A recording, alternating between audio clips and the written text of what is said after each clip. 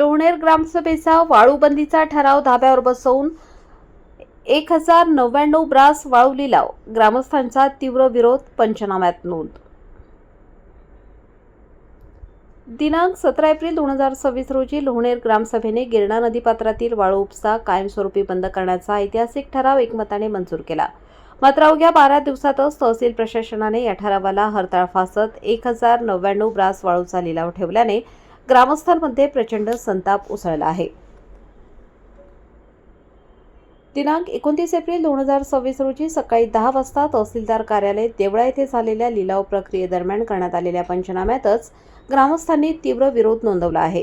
पंचनाम्यात स्पष्ट नमूद आहे की स्थानिक शेतकऱ्यांनी सदर ठिकाणी वाळू उत्खनन झाल्यास जमीन पातळी, पर्यावरण, पिकांना, पाण्याला, आमच्या जमिनींना धोका निर्माण होईल असे अवलोकन करून लिलावास तीव्र विरोध दर्शवला। PESA कायदा 1996 नुसार ग्रामसभेच्या संमतीशिवाय गौण खनिजाचे उत्खनन करता येत नाही।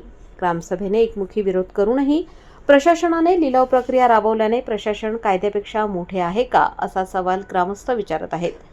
ग्रामस्थांनी जिल्हाधिकारी कार्यालयावर धडक देण्याचा इशारा दिला आहे। वृत्तसंकलन अशोक आहिरे।